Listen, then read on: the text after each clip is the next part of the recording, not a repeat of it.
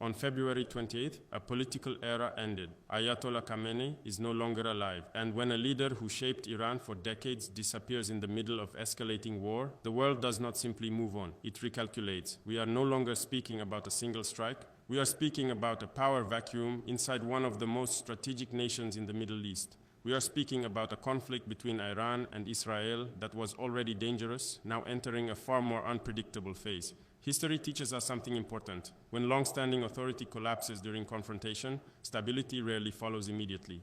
There is hesitation, there is internal maneuvering, there is pressure from outside forces waiting to influence what comes next. This is not just about Tehran. This is about the future alignment of the Middle East, about oil routes, about alliances, about whether this war expands or stabilizes. And as a leader from the global south, I do not watch these shifts casually. Because whenever global powers reposition themselves, smaller nations must prepare. My brothers and sisters, when a leader rules for decades, his presence becomes part of the structure of the state itself. Ayatollah Khamenei was not simply a political figure, he was the central pillar of Iran's ideological, military, and strategic direction. Since 1989, he shaped the Islamic Republic's foreign policy, its posture toward Israel and the United States, and its deep alliances with groups across the region. Now that he is gone, the question is not whether Iran survives, the question is how Iran reorganizes. In systems where authority is highly centralized, succession is never simple. There are clerical institutions, there are military forces, particularly the Revolutionary Guard. There are political factions that have waited years for influence. Each of these actors now calculates its position carefully. The outside world will look for weakness. That is the reality of geopolitics. Israel will measure Iran's military response. The United States will assess whether deterrence has strengthened or weakened. Regional actors like Saudi Arabia and Turkey will quietly analyze whether the balance of power has shifted. But here is what many overlook. A power vacuum does not automatically mean collapse. Sometimes it produces consolidation, sometimes it produces a harder line. If the next leadership believes strength must be demonstrated quickly, we may see escalation. If internal stability becomes the priority, we may see a temporary pause in external confrontation. This moment is delicate. It is not only about who replaces Khamenei, it is about what message that replacement sends to the region and to the world. When war begins between two powerful actors, the illusion is always the same. Leaders tell their people it will be limited, controlled, precise, but history shows something different. Once retaliation begins, the battlefield expands beyond its original lines. The confrontation between Iran and Israel was already tense before February 28th. There were covert operations, shadow conflicts, cyber disruptions, proxy engagements. But after the death of Khamenei, the psychological barrier has changed. The stakes are no longer only military targets. They are symbolic, they are existential. Missiles are not just weapons, they are messages. Every strike now carries strategic meaning. When Israel acts, it signals deterrence. When Iran responds, it signals resilience. When allied groups move, they signal alignment. And when global powers reposition naval fleets or air defenses, they signal preparation for something larger. The danger is not only direct confrontation, the danger is miscalculation. A single overreach can pull neighboring countries into open engagement. Shipping routes can be disrupted, energy markets can react instantly, alliances can harden. This is why I say the war is no longer contained. It is not just about territory, it is about influence corridors, security doctrines, and the perception of strength. And in geopolitics, perception is often as powerful as reality. The coming weeks will test whether this region stabilizes under new leadership or moves toward deeper confrontation. When the world watches missiles in the sky, the real struggle often happens behind closed doors. Inside Iran, the question of succession is not theoretical, it is immediate. The Islamic Republic has constitutional mechanisms, clerical bodies, and political structures designed for moments like this. But structures on paper and power in practice are not always the same. There are religious authorities who guard ideological continuity. There are elected institutions that manage governance. And there is the Revolutionary Guard, a force that has grown not only militarily, but economically and politically over decades. Each of these pillars now evaluates the same question: who can maintain stability without appearing weak?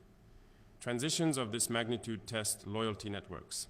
They test alliances built over years. They test whether the next leader emerges through consensus or consolidation. Externally, many will hope for internal division. Some will predict fragmentation. But nations under pressure often do the opposite. They close ranks. They centralize authority.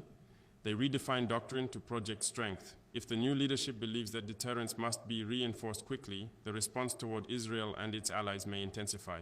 If internal cohesion becomes the primary objective, external escalation could temporarily slow. The Middle East is not watching casually. Every capital is calculating whether this succession leads to unpredictability or hardened resolve. This is not simply a religious transition. It is a geopolitical pivot point. Whenever the Middle East shifts, the world economy listens carefully. This region is not only a battlefield of ideology and security, it is an artery of global energy flow. The Strait of Hormuz alone carries a significant percentage of the world's oil shipments. When tensions rise between Iran and Israel, insurance rates increase, shipping routes are reassessed, and markets respond instantly. You will see headlines about crude prices, you will hear analysts discuss supply chains, but behind those technical discussions is a deeper reality. Control of energy corridors influences global leverage. If instability spreads, global powers will not remain distant observers. Naval deployments increase, strategic reserves are evaluated, diplomatic pressure intensifies. Every major economy understands that prolonged disruption could ripple far beyond the region. But here is what interests me most. When large powers reposition themselves around energy security, they often neglect the voices of developing nations that depend on stable pricing. Africa, Asia, Latin America, these regions feel the impact first through inflation, transport costs, and food prices. That is why I always insist on sovereignty and diversification. No continent should depend entirely on corridors it does not control. No nation should be forced into alignment because its energy supply becomes a bargaining chip. The Iran-Israel war is not only about military strength, it is about economic pressure, strategic routes, and who shapes the future order. My brothers and sisters, when major powers clash, the global south must listen carefully. For decades, conflicts in strategic regions have been framed as isolated disputes. Yet the consequences always travel beyond borders. Sanctions expand, financial systems tighten, supply chains adjust. Smaller nations are then told to choose sides, even when they had no role in the confrontation. The death of Khamenei and the escalation between Iran and Israel will reshape alliances. Some states will double down on traditional partnerships. Others will seek new security arrangements. But for nations outside the core of this rivalry, the lesson is not about ideology. It is about preparedness. A multipolar world is not created through speeches. It is built through strategic autonomy, through diversified trade routes, through independent energy planning, through regional cooperation that reduces dependency on distant power centers. Africa has learned painful lessons from being caught in geopolitical crossfire. We have seen how global rivalries can affect currency stability, commodity prices, and political pressure. That is why I speak about sovereignty not as a slogan, but as a shield. When the balance of power shifts in the Middle East, the ripple effect tests the resilience of developing economies.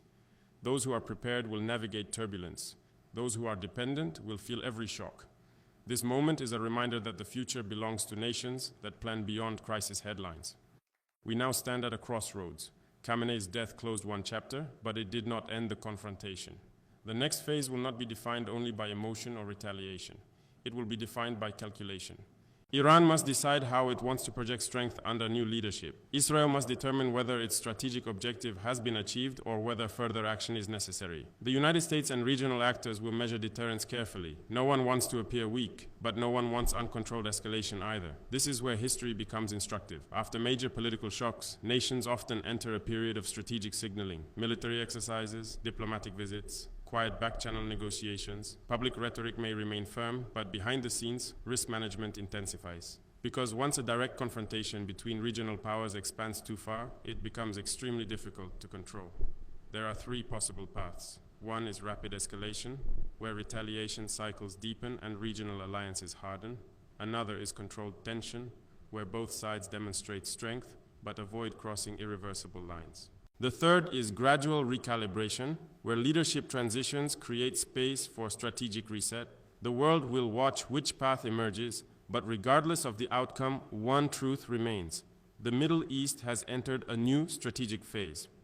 History does not pause for anyone. On February 28th, a long era in Iran ended, but the consequences did not end with it. They are unfolding in real time. In boardrooms, in military command centers, in diplomatic corridors across continents. The Iran-Israel confrontation is no longer just about retaliation. It is about what kind of regional order will emerge from this transition. It is about whether leadership change leads to hardened lines or strategic recalibration. For nations in the global south, the lesson is clear. We cannot control where great power conflicts begin, but we can control how prepared we are when they shift the global landscape. Sovereignty is not isolation, it is resilience. And resilience is built long before crisis arrives. The world is entering a new phase of uncertainty. Those who understand the deeper movements beneath the headlines will navigate it wisely.